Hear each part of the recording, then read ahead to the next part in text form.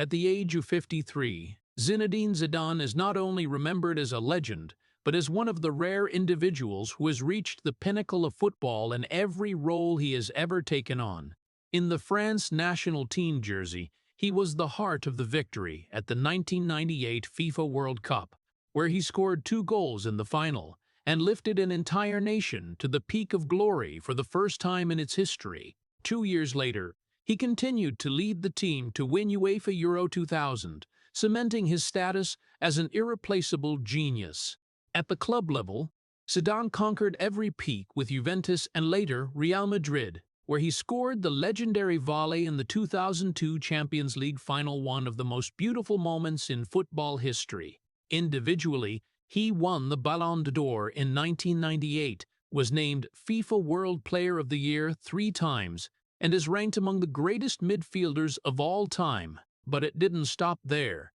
When he transitioned to coaching, Zidane continued to achieve what seemed impossible: 3 consecutive Champions League titles with Real Madrid from 2016 to 2018, an unprecedented feat in the modern era, making him one of the few greats both on the pitch and on the sidelines. However, behind all those titles, trophies, and glorious moments that the whole world celebrates, there is an entirely different story, a story not told through cheers, but through a silence that has stretched throughout his entire life.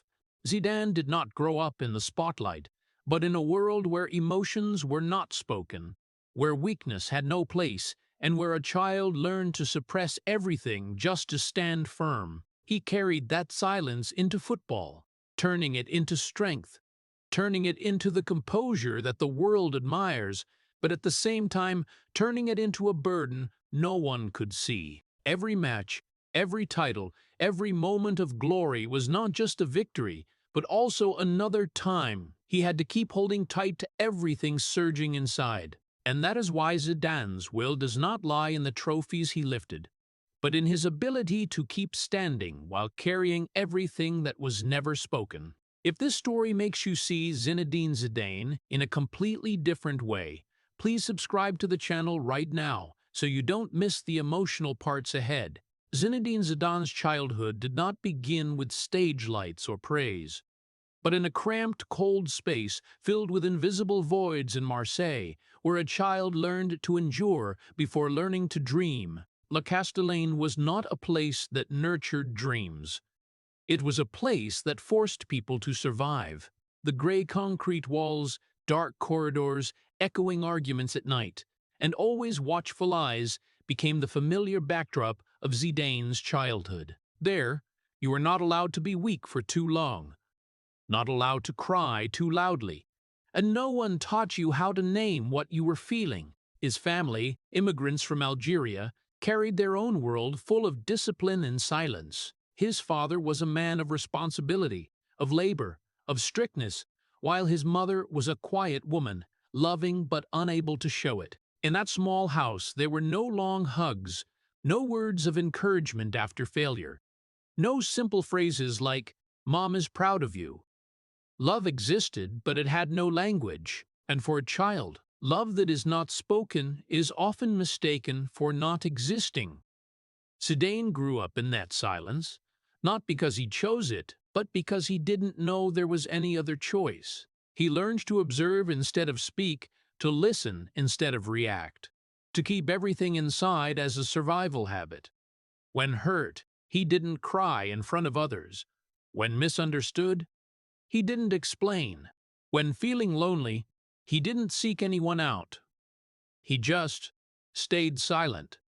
And over time, that silence was no longer a reaction. It became his nature. On the small neighborhood pitches where other kids shouted, argued, and expressed every emotion naturally, Zidane was different. He played with a strange focus, almost detached from the world around him. His touches were not loud or flashy, but soft, precise, and controlled, as if that was the only way he could communicate with the world. But what no one saw was that football did not heal him.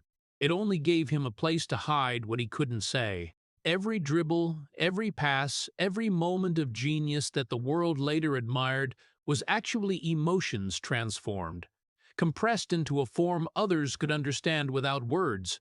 But emotions, when not released, do not disappear. They accumulate. They quietly grow over time, like a silent flood rising behind walls that seem solid. Zidane didn't know how to love easily, because he was never taught how to show love. He didn't know how to speak his pain, because he never had the language for it. He also didn't know how to release it, because he was never allowed to do so. And that is the real tragedy. Not the poverty, not the harsh environment, but a person growing up without the tools to understand himself. While other children learned to share, Zidane learned to hide. While others found relief in words, he found heaviness in silence. That made him strong in the way the world later admired, but also lonely in a way no one noticed, because strength built on suppression always comes with a price, and that price is not paid immediately but accumulated over the years. What Zidane didn't say as a boy didn't disappear when he became a man. They followed him, quietly, persistently, seeping into every important moment of his life. Every time he chose silence, every time he didn't react, every time he swallowed his emotions, he was reinforcing a habit that would later become a burden. And then, in a way no one could predict, everything buried didn't vanish, it just waited. Waited for a moment. Waited for an instant. An instant when everything could no longer be held back, and when that moment came, it would not be just a fleeting reaction, but the explosion of an entire lifetime of silence. He didn't grow up learning how to express pain. He grew up learning how to bury it. The silence that Zinedine carried from his childhood did not disappear when he left the streets of Marseille. It followed him into every locker room, every training ground, every match he stepped into, as an inseparable part of who he was. When Zidane began his journey into professional football, a world where everything was measured by voice, personality, and expression, he was the one standing quietly in a corner, observing more than speaking, reacting less than others expected. In a world where players typically asserted themselves through words and bold displays, Zidane chose a different path, or more accurately, he had no other choice. He didn't speak, not because he had nothing to say, but because he didn't know how to say it. That quickly earned him labels he never chose for himself: cold, distant, unapproachable, even arrogant. Those who didn't understand him looked at that silence and saw a lack of emotion. But the truth was the opposite. Zidane was not someone without emotions. He was someone with too many emotions, to the point that he didn't know what to do with them. During training sessions, while teammates laughed, chatted, and argued, Zidane often stood silently, eyes focused, almost detached from everything. Not because he didn't want to fit in, but because he didn't know where to begin. Simple conversations, casual jokes, quick reactions, all the things others did naturally were foreign to him. And so he chose the safest option: silence. But silence was not emptiness. It was the place where everything was held back. Every time he was misunderstood, every time he was misjudged, every time he was called cold, Zidane didn't react, didn't explain. He just kept it all inside. And over time, those unspoken things didn't vanish. They accumulated. They piled up, layer upon layer, like invisible stones that no one saw but that he always had to carry. On the pitch, that silence was interpreted in a completely different way.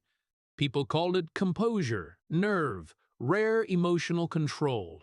When other players lost their cool, Zidane walked slowly, eyes steady, handling the ball as if time slowed around him. Those moments made him stand out, made him a genius in others' eyes. But what they didn't understand was that it wasn't chosen control. It was control shaped by having no other way to react. Zidane didn't stay calm in the usual sense. He didn't have the habit of expressing and then reining it back in. He started from silence, and so everything always seemed within bounds. But those bounds weren't without pressure. the pressure was just held back too long. And when pressure is held back long enough, it doesn't disappear. It just waits. Waits for a moment. Waits for a breaking point where everything exceeds what can be endured. Teammates who played with Zidane sometimes said they never really knew what he was thinking, not because he hit it deliberately, but because he didn't share.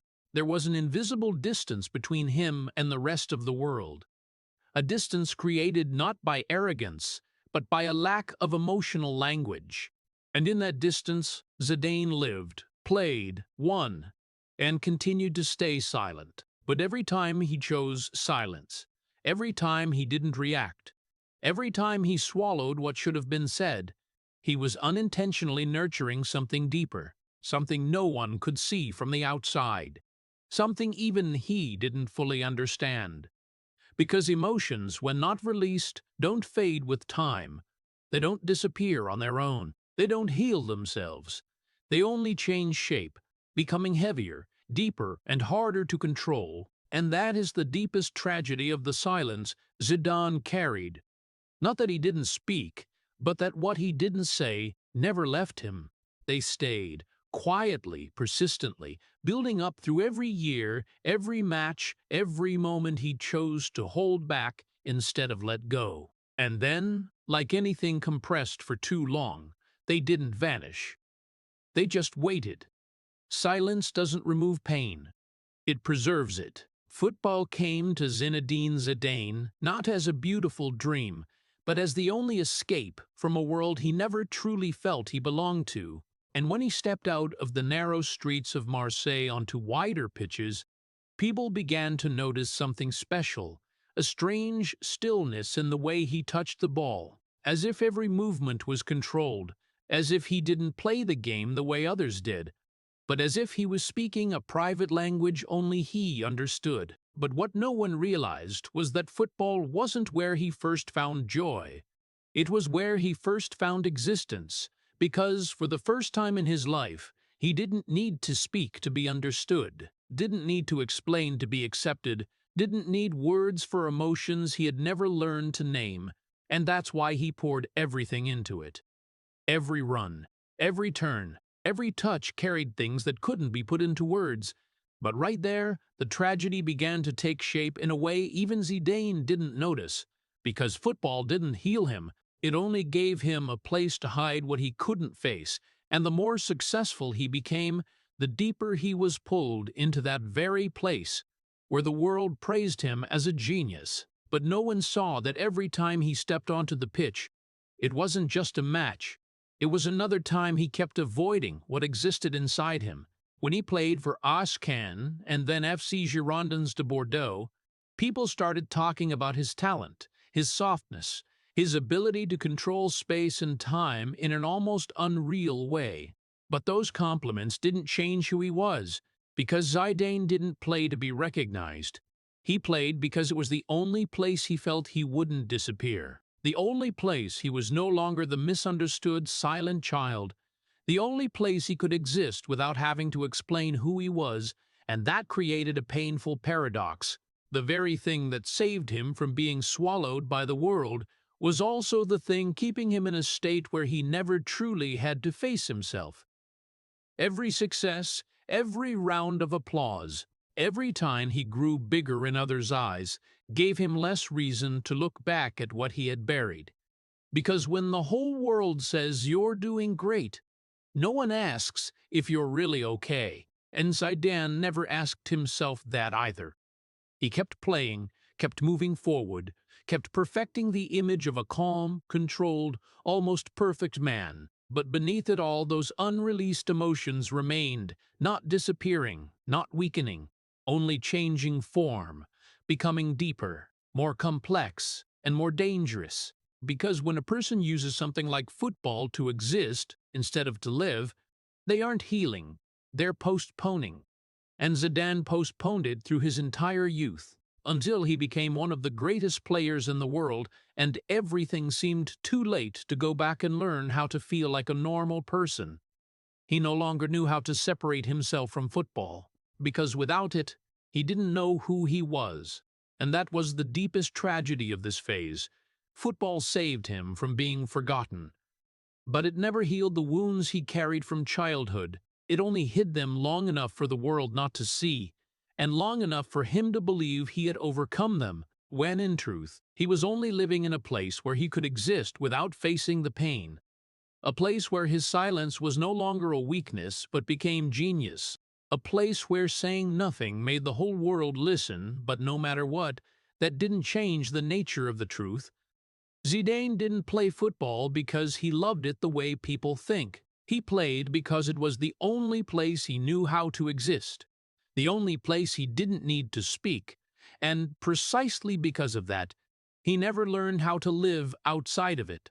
When Zinedine Zidane left France to join Juventus, the world began to see him in a different way, not as the silent boy from Marseille anymore, but as a star stepping into the peak of European football, where the lights were brighter, the expectations bigger, and the cheers louder than ever before.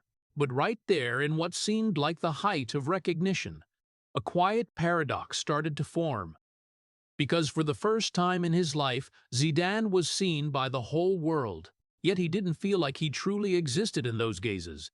He performed brilliantly, controlled matches with an almost supernatural calm, led his team to major titles, and was praised as one of the best midfielders in the world. But all of that, the praise, the titles, the roars, seemed to only touch the surface of who he was, never reaching the deepest part where he was still the child who had never learned to feel he belonged anywhere. In Turin, among teammates, in a different culture, in a different language, Zidane continued doing what he had done his whole life, staying silent, observing, adapting, but never fully integrating. He was part of the team, but never truly part of the world around him. And that wasn't because he didn't want to, but because he didn't know how. Because the feeling of belonging isn't something you can learn in the day. It's built from those early years. From hugs, from words, from connections Zidane never had.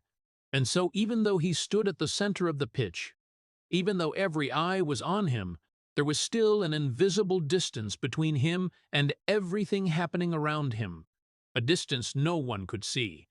But he always felt, and that was the tragedy starting to become clearer. The more successful he became, the further he was pulled from himself.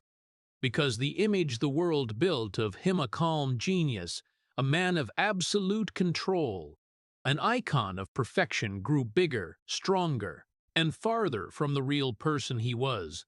Zidane didn't fight that image. He never tried to correct it, because he was never good at explaining himself.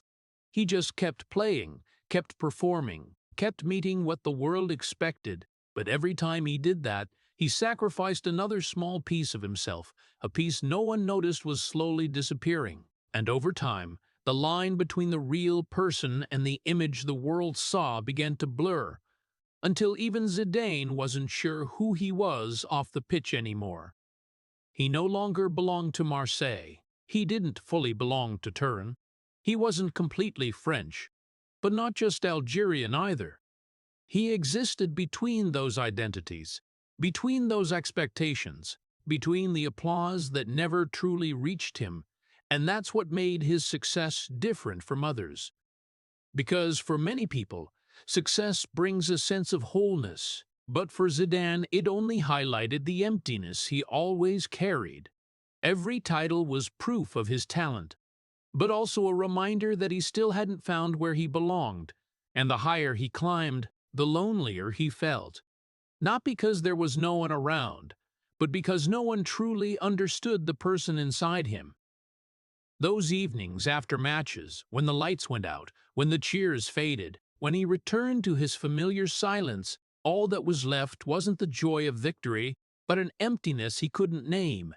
And it was in those moments that Zidane's tragedy became clearer than ever. He had achieved everything a player could dream of, but he couldn't achieve what a human needs most: the feeling of belonging, of being understood, of being himself without having to hide. And so the more famous he became, the more estranged he felt from himself, the more he was praised, the more he felt like he stood outside of everything, like someone watching his own life from the outside.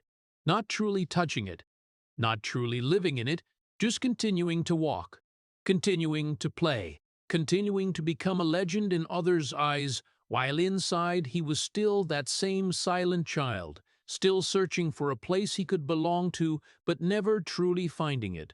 The moment Zinedine Zidane stepped onto the pitch in the 1998 FIFA World Cup final wasn't just a football match. It was the intersection of one man's destiny and an entire nation's expectations. And that night, when the lights of the Stade de France blazed, when millions of eyes turned to him, Zidane was no longer just a player. He became a symbol of hope, of unity, of a France searching for its own image in a divided world. And then, with two fateful headers, he did what no one was sure was possible.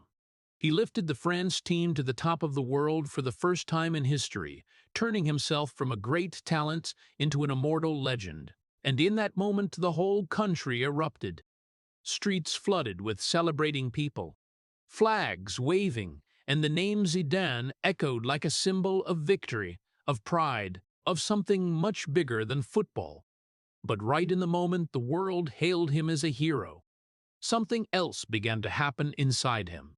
A change no one could see, because becoming a hero isn't just being loved.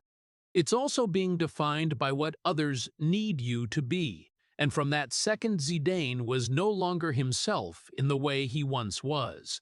He was no longer just a person with complex emotions, with deep silences, with parts never spoken, but became the image an entire nation placed on his shoulders. An image that had to always be strong, always in control, always right, always worthy of the adoration he received, and that pressure, even unspoken, began to distort his relationship with himself. Because when the whole world sees you as a symbol, you gradually forget how to exist as an ordinary person. Zidane could no longer simply step onto the pitch and just play football. He had to represent something bigger, had to maintain that image, protect it, live by it, and every time he did, he stepped one more pace away from his true self. The emotions he had once buried were now not just held back but locked even tighter. Because a hero isn't allowed to show weakness, a symbol isn't allowed to lose control. And so Zidane kept doing what he had done his whole life, staying silent, enduring, keeping everything inside. But this time the price of that silence wasn't just personal loneliness, it was the gradual loss of himself. Because when you live too long in the image others create, you start to forget who you are when that image is gone. And Zidane, even standing at the peak of the world, even loved by millions, began to experience a deeper loneliness than at any point before, a loneliness that didn't come from having no one around but from no one truly seeing the real him. And perhaps the most painful thing wasn't that the world didn't understand him, but that he gradually stopped understanding himself too, because with each passing day, the gap between who he was and the image he had to maintain grew wider, and there was no way to close that gap without breaking what the whole world believed in. And so he continued playing, continued winning, continued being everything France needed. But, at the same time, bit by bit, he lost parts of himself that no one noticed. And perhaps it was in this phase that Zidane's real tragedy wasn't in what he did on the pitch, but in what he was forced to give up inside to become what the world wanted him to be. Because becoming a hero isn't the end of the story. It's the start of a journey where you're no longer allowed to be yourself. And Zidane, in the greatest adoration of his life, also began to lose the very person he never truly had the chance to understand. He became everything France needed, but slowly lost who he was. After that glorious night, when Zinedine Zidane was celebrated across France as a hero, as a symbol of national pride, there was a quiet truth that not everyone saw, that the man never fully belonged to the place cheering him on, because deep down he wasn't just a French player. He was the son of Algerian immigrants, a child who grew up between two worlds where neither world fully embraced him, and that resounding success, instead of resolving that inner conflict, made it clearer than ever. In the eyes of France, Zidane was living proof of the integration dream, the image of a multicultural nation that could unite, win, and rise together. But for him, the story was never that simple. Every time the national anthem played, every time he wore the blue, white, and red jersey, he didn't just carry pride. He carried a question he never truly had an answer to. Who am I really in all of this? He was French, but not completely like other French people. He was Algerian, but he didn't grow up in that homeland either. He existed between two identities, two cultures, two histories, and no place could fully define who he was. That wasn't always spoken out loud, but it was present in the way he lived, the way he stayed silent, the way he always kept a certain distance from the world around him. When victory came, people called him France's hero. But when there was controversy, when there was criticism, his origins were brought up as a way to explain, to categorize, to place him in a position he never chose, and that created a silent crack in his identity, a separation no one saw but he always felt. Zidane wasn't the only one living between two worlds, but he was the one who had to live it under the brightest lights, where every action, every decision, every moment was scrutinized, interpreted, and given meaning. He didn't have the right to simply be himself, because anything he did could be viewed through the lens of identity, history, politics, things far beyond football.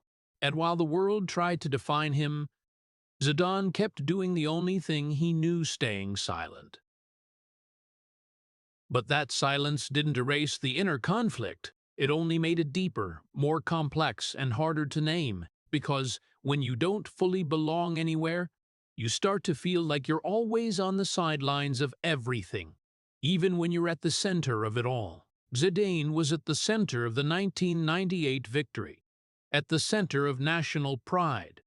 But inside, he still carried the feeling of an outsider, someone who didn't fully merge into any story others told about him. And that separation, that split in identity, created a kind of pressure no one could see from the outside, a pressure that didn't come from opponents, didn't come from match results, but from the unspoken question of where he truly belonged. It wasn't an explosive conflict. It was a quiet crack stretching over the years, seeping into every moment, every decision, every reaction he had. And when a person lives too long with that split, they start to lose the sense of wholeness, the sense that they are one unified whole, and instead become a collection of parts that never fully connect. Zidane kept playing, kept winning, kept becoming the symbol the world needed. But inside, he carried two versions of himself, two stories that never fully merged into one. And perhaps the most painful thing wasn't that he wasn't accepted, but that he could never fully accept himself in a complete way. Because every time he leaned toward one side, the other side reminded him he didn't fully belong there. And so, while the world saw a unified, strong, clear legend, Zidane lived with a division. No one could see a division that wasn't loud but persistent, not instantly destructive but eroding slowly over time. He carried two identities and belonged fully to neither. The quiet division didn't disappear over time. It silently merged into something even more dangerous within Zinedine Zidane, his near absolute control that the whole world admired, but no one understood the true cost of. On the pitch, Zidane embodied composure, a man who seemed never to be swept away by emotions, never to lose control, never to overreact. While other players argued, lost their temper, or lost focus, Zidane was still there, moving slowly, handling the ball with such precision that everything around him seemed to slow down. People called it genius, nerve, exceptional maturity. But what no one saw was that it wasn't control learned in a healthy way. It was the result of an entire life without knowing how to release anything. Zidane wasn't someone who controlled his emotions in the usual sense. He didn't experience emotions and then learn to adjust them. He simply never let them out. And when a person has no way to release what they feel, they aren't truly controlling, they're accumulating. Throughout his peak playing years, from Juventus to Real Madrid, from the most intense matches in Europe to the highest pressure moments in the national team jersey, Zidane always maintained that image. A man who could never be broken. An icon of stability in a chaotic world. But every time he held back a reaction, every time he didn't say what he wanted to say, every time he chose silence over expression, he was pushing it all deeper inside, like mounting pressure with no outlet. No one ever really asked how he felt, and even if they did, he wouldn't have known how to answer, because his emotions weren't processed, weren't understood, weren't named. They just existed, quietly, heavily, and grew harder to control over time. The collisions on the field, the insults from opponents, the pressure from the media, the expectations from millions of people all passed through Zidane the same way, held back. And while the world kept praising him for not reacting, for not losing control, for not being swept by emotions, they didn't realize that every time he did that, he was moving closer to a point where everything could no longer be held in. Pressure doesn't disappear just because you don't look at it. It doesn't fade just because you don't talk about it. It doesn't weaken over time just because you pretend it doesn't exist. On the contrary, it grows stronger, deeper, and more dangerous. Zidane carried that pressure not just from one match or one season, but from an entire life, from a wordless childhood, from prolonged silence, from a divided identity, from the expectations of an entire nation, from having to become an icon who could never be allowed to make a mistake. And all of it had nowhere to go, no outlet, no release, only accumulation, and that accumulation couldn't be sustained forever. It had no natural stopping point. It didn't vanish on its own, it just waited. Waited for a moment. Waited for an instant when everything held back could no longer be held. And when that moment came, it wouldn't be gentle, controlled, or like the person the world thought they knew. It would be the explosion of everything buried for more than 20 years. And that was what no one foresaw, because they were used to seeing Zidane as someone who never lost control. But the truth was, he had never truly been allowed to release. And when a person lives too long without an outlet for what they carry, the inevitable isn't eternal stability. It's a moment when everything breaks at once. Pressure doesn't disappear. It waits. That moment arrived on a night when the whole world seemed to hold its breath, when Zinedine Zidane stepped onto the pitch for the 2006 FIFA World Cup final. A match that didn't just decide the World Championship, but was the final chapter of his illustrious career. And for most of that game, Zidane remained the person the world believed they understood. Calm, in control, almost detached from the chaos around him. He moved with his familiar slowness, handled the ball with an almost cold precision, scored the opening goal with a confident penalty kick, as if everything was still within his grasp, as if the story would end the way it had been scripted.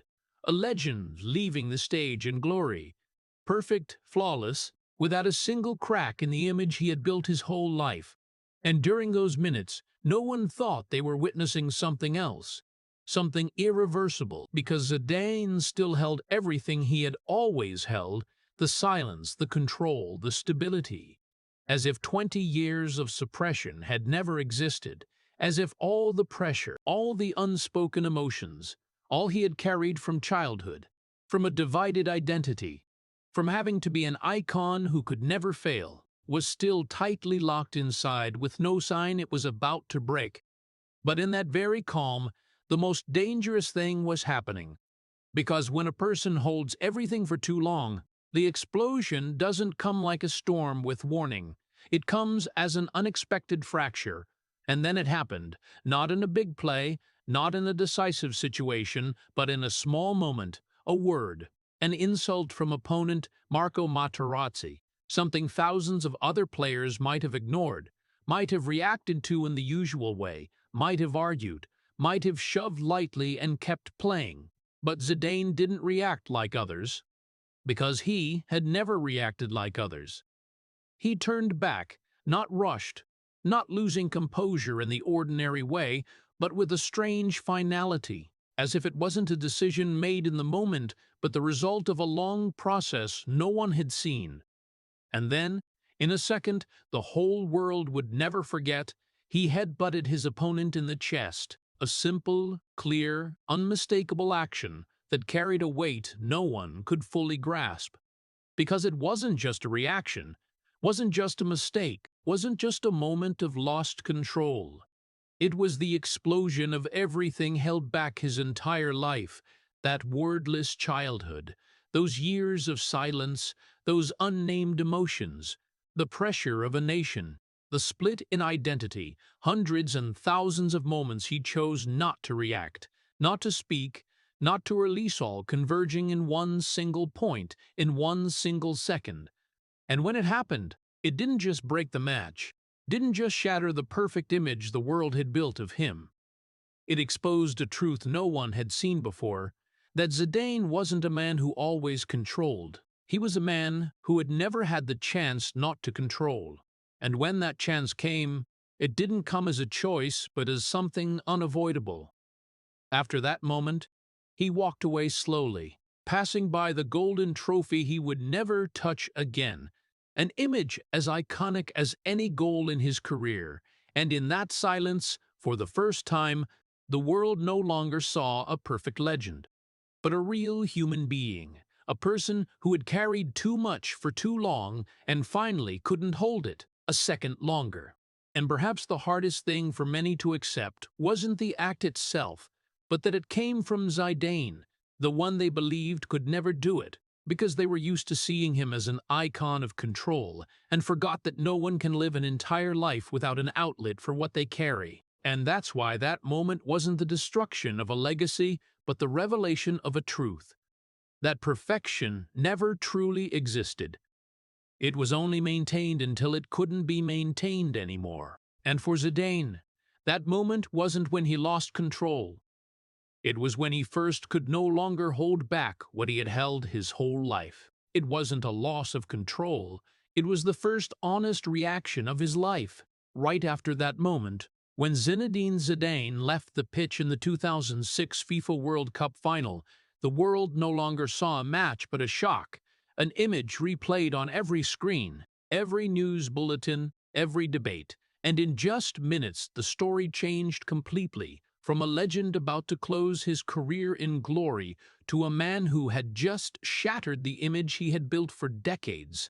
The media didn't wait, didn't slow down, didn't try to understand. They reacted immediately, forcefully, decisively. Headlines appeared everywhere, analyses, judgments, criticisms, all pointing in one direction. Why did Zidane do it? How could someone like him lose everything in a single second? And in the storm of those questions, the world seemed to forget one important thing. The man they were judging had never been good at explaining himself. The images were replayed endlessly. The headbutt analyzed from every angle, every frame frozen, every movement dissected.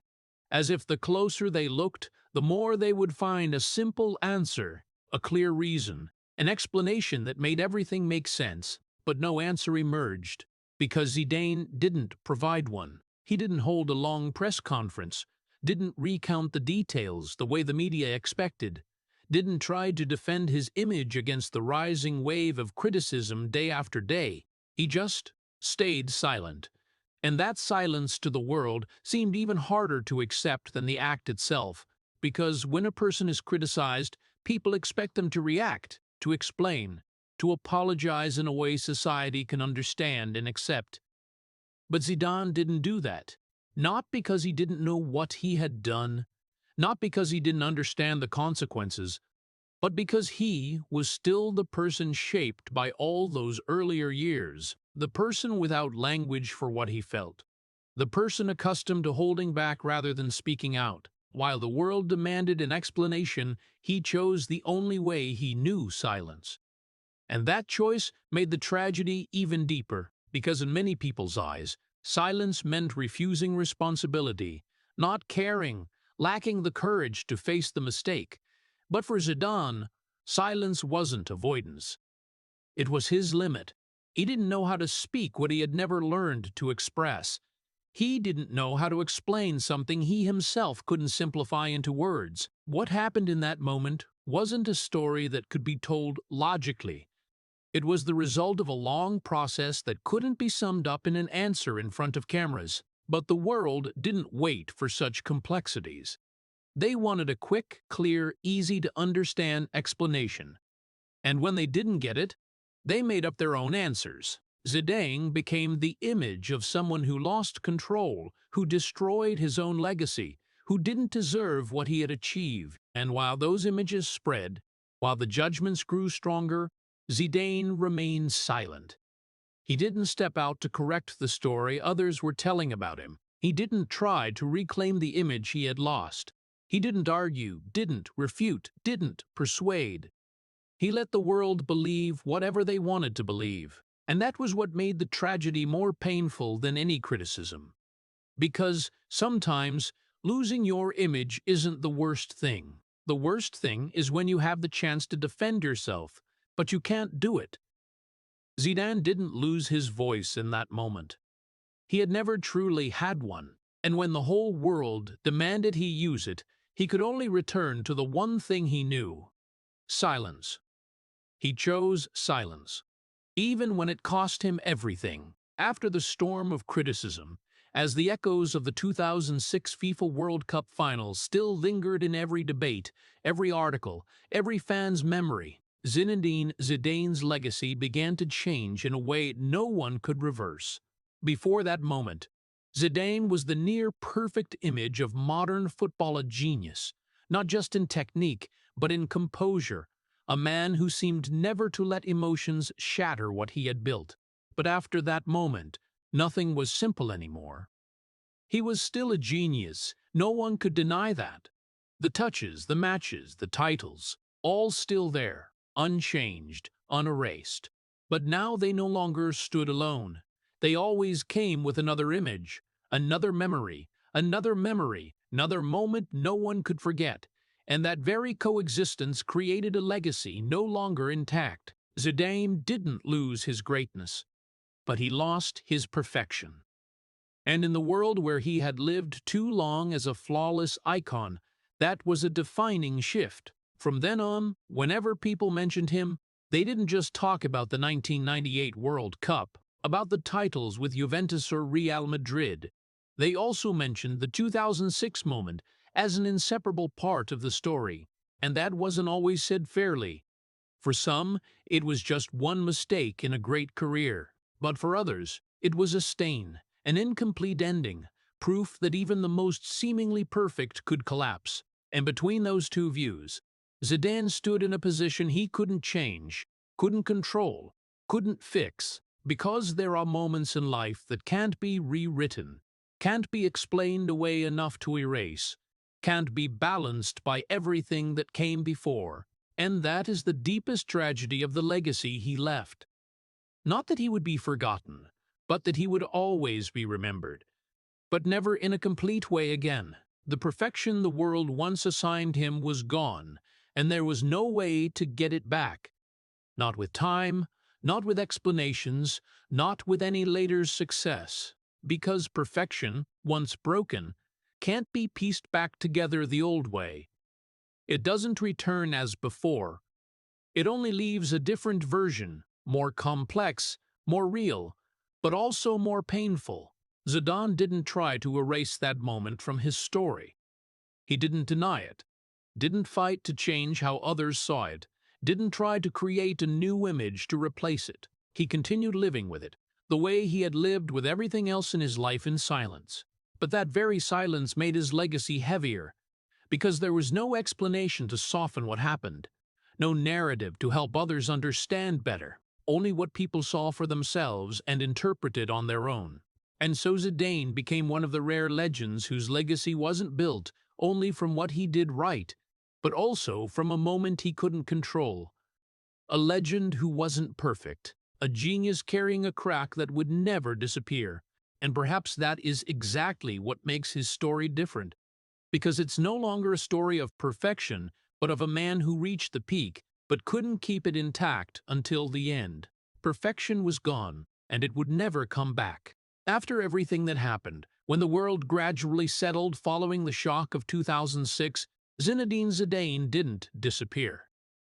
He didn't withdraw completely from football, but he also didn't return in the way many expected, because when he reappeared, it wasn't on the pitch as a player, but on the Real Madrid bench as coach, carrying a different version of himself, one that had gone through an unerasable moment, one the world no longer looked at with absolute admiration as before, yet still couldn't look away from. When Zidane was appointed head coach, there were doubts, questions, skepticism about whether someone so quiet, so reserved, so little communicative could lead a team full of personalities and pressure like Real Madrid, and in those early days, he didn't try to change who he was. He didn't suddenly become more talkative, didn't turn into a motivational speaker, didn't build a new image to convince the world he had changed. He remained Zidane, silent, observant, in control, but this time that silence was no longer seen as perfection but as an unanswered question. And then, what few could imagine happened, Zidane led Real Madrid to 3 consecutive Champions League titles, an achievement unprecedented in the modern era, a feat even the greatest coaches couldn't reach, and in a short time he stood at the top of the world again. This time, not with his feet on the grass, but as the leader from the sidelines. Those victories, those trophies, those glorious moments once again forced the world to bow to him, to admit that Zidane wasn't just a genius as a player, but an outstanding tactical mind, someone who could manage, direct, and inspire in his own way. But even in those glorious days, one thing didn't change. He still didn't talk about the past. No long interviews explaining the 2006 moment, no defenses, no efforts to repair the cracked image. Zidane kept doing what he had always done, staying silent, letting actions speak for him, letting new success cover what had happened, but never truly touching it. And that created another paradox in his life.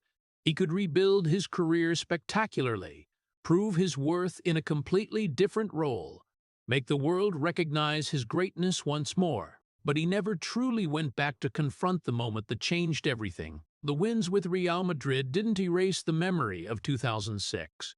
They didn't replace it, didn't make it disappear, didn't make it less important. They simply existed side by side, like 2 stories belonging to one man but never fully merging. And while others might see that success as redemption, as a comeback, as a way for Zidane to fix what happened, he himself never showed he was trying to do that. He didn't seek forgiveness, didn't seek renewed understanding, didn't seek to change how the world saw him. He just kept moving forward, the only way he knew. But this time, there was a subtle difference not everyone noticed. He was no longer the man of perfection. He was the man of continuation. A man who didn't try to erase the past, but also didn't stop because of it. And that made his journey both admirable and painful in a very unique way. Because some cracks in life can't be repaired, not because they're too big, but because they're never touched. Zidane didn't go back to mend that moment. He didn't open it, didn't analyze it, didn't try to make it more understandable. He left it there, as an unchangeable part of who he was, and kept building everything around it. And so, no matter how much success he achieved afterward, no matter how much he proved, there always remained a gap between what he had become and what happened in that fateful second, a gap no title could fill. He rebuilt his career, but never repaired that moment. After all the stadiums, the titles, the lights, and the moments the whole world watched, Zinedine Zidane finally had one single place where he didn't need to play the role of an icon, didn't need to maintain an image, didn't need to control every reaction that was his family. In his home, beside his wife Veronique and their 4 sons, Zidane was no longer the Real Madrid legend, no longer France's hero, no longer the figure analyzed, judged, or expected from. He was just a man, a husband, a father, and perhaps for the first time in his life, he had a space where his silence wasn't misunderstood, where he didn't need to explain, where his presence alone was enough to be accepted. Family became the only place he truly felt safe, not because everything there was perfect, but because there he didn't need to be perfect. But even in that rare, peaceful space, another worry quietly grew. A worry not loud, but persistent. Because for the first time, Zidane wasn't just thinking about himself anymore. He looked at his sons, children growing up in a completely different world from his childhood, a world more abundant, safer, but heavier in its own way, a world where the name Zidane wasn't just a name but a legacy, an expectation, a shadow no one could escape. His sons entered football, following the path he had walked, but they could never walk it freely, because every step they took was compared, judged, measured against a nearly impossible standard. Zidane understood that better than anyone. He knew the cost of being seen as an icon. He knew the feeling when your real self is overshadowed by the image others build. And that's why his greatest fear was no longer being misunderstood himself, but having the people he loved most go through the same. He didn't want his sons to grow up in silence like he had. He didn't want them to learn to suppress, to endure, to carry things that couldn't be spoken. But he also knew some things couldn't be fully protected. His name, his legacy, his story all were part of the life his sons couldn't separate from. And that was the quietest tragedy in this phase of his life. Because for the first time, Zidane faced a question he had no answer to. How do you protect the ones you love from your own name? He couldn't erase the past, couldn't change how the world saw him, couldn't make his shadow smaller so his sons could step out from under it. He could only be there, beside them, trying to be the father he never had, trying to create a space where they could be themselves, even as outside the world kept comparing, kept expecting, kept placing them in positions they never chose. And in those quiet moments, when the cheers were gone, when the external pressure lifted, Zidane carried a worry he never spoke, a worry he could only keep inside, the way he had kept everything else his whole life. What if they suffer because of my name? That wasn't the fear of a legend. That was the fear of a father. And perhaps for the first time, it was also a fear he couldn't control. Perhaps, if you look back at Zinedine Zidane's entire life from far enough away, what makes people pause isn't the titles, isn't the glorious moments, but a simple question that never had a clear answer. Why could the calmest, most controlled man break everything in just 1 second? And the answer, if it exists, isn't in that moment, but in everything that came before. In the years Zidane never learned to speak what he felt. In a childhood where emotions had no language. In a life where silence wasn't a choice but an instinct. Zidane was never cold the way the world thought. He didn't lack emotions. He just lacked the way to express them. And that difference, small on the surface, carried a profound meaning that changed how people understood him entirely. When a person has no language for their emotions, they never stop feeling. They just can't turn those feelings into words, into controlled actions, into reactions society can accept. They carry everything inside, accumulate, hold back, and live with it without ever truly releasing. Zidane lived like that his whole life. Every time he was insulted, he didn't react. Every time he was misunderstood, he didn't explain. Every time he felt pressure, he didn't seek to share. He just continued enduring, continued holding back, as if that was the only way to survive. And over time, what he held didn't disappear. It became part of him. A part he couldn't separate. A part he never truly faced. And then, in one moment, everything unspoken found the only way out. Not through words, not through explanation, not through controlled reaction, but through an action the whole world would see, but no one would truly understand. The 2006 headbutt wasn't a break in Zidane's nature. It was the revelation of that nature in a way he never had the chance to show before. It wasn't a moment he became someone else. It was the moment he could no longer continue being the person the world thought he always was. And if you see it that way, what happened was no longer simply an act of violence. It became a form of language. A raw, imperfect, socially unacceptable language, but the only one Zidane had at that point. Because when a person can't speak what they feel for years, they don't suddenly learn how, in a moment. They can only react the way they know, the way they can, the way everything suppressed finds its escape. And so that headbutt wasn't a story of lost control. It was a story of having no tools to control in any other way. It was the consequence of a life without emotional language. And perhaps the most painful thing wasn't what Zidane did, but that he never truly had the chance to speak what he felt before it happened. The world looked at that moment and saw a mistake, but if you looked deeper, maybe they would see something else, a man expressing himself for the first time, imperfect, uncontrolled, but real. That moment wasn't violence. It was expression. And when looking back at Zinedine Zidane's entire journey, what remains isn't a perfect story, isn't a straight line rising from poverty to glory and ending in flawless spotlight, but a journey full of cracks, voids, things never spoken but always present in every most important moment of his life. Zidane wasn't the model of perfection the world once believed in. He didn't have a clean legacy the way people usually expect from legends, didn't have a neat ending everyone could easily accept and admire without having to think. His legacy is more complex than that, more real than that, and also more painful than that, because it wasn't built only from what he did right, but also from a moment he couldn't control, a moment he couldn't fix, a moment he had to carry for the rest of his life. But right in that imperfection, there's something not every legend has: honesty. Zidane never tried to become someone else to please the world. He didn't build a fake image to hide what wasn't perfect in him.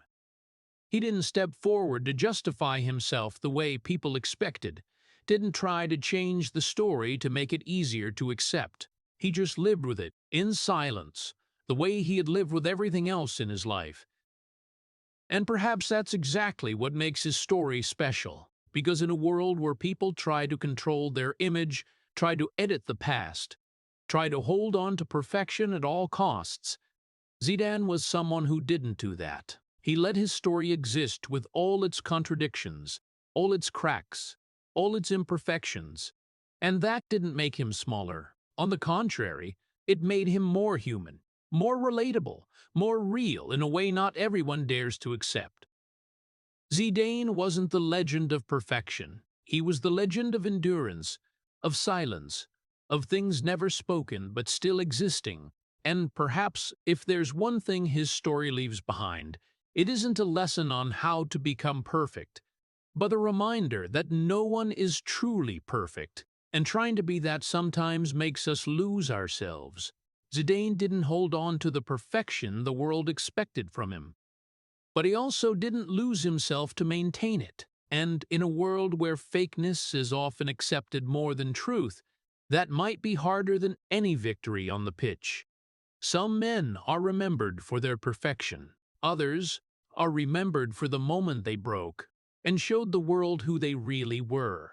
The story of Zinedine Zidane isn't a perfect heroic epic, but a journey that leaves people both heartbroken and respectful. Because behind the peaks, like the 1998 FIFA World Cup or the 3 Champions League titles with Real Madrid, is a man who carried too many things never spoken. When looking back at his childhood in Marseille, where there were no hugs, no words of encouragement, we understand that Zidane's silence wasn't a choice, but a consequence. And that very silence, accumulated over decades, led to the 2006 moment, not a single mistake, but the explosion of an entire suppressed life. What hurts the most isn't that headbutt, but the fact that afterward he still chose silence. didn't justify, didn't defend himself, just as he had lived since childhood. But that very thing also makes him worthy of respect, because in a world where people usually hide their mistakes, Zidane accepted living with it, didn't repair his image, didn't fake it. For Americans, a society that values individuality, expression, and the right to speak up, this story carries a profound lesson. Success can't replace understanding and facing your own emotions. Without a healthy outlet, pressure doesn't disappear. It just waits for the day it explodes, as Zidane experienced. So the lesson isn't to strive for perfection, but to learn to speak, to connect, and to accept your own imperfection.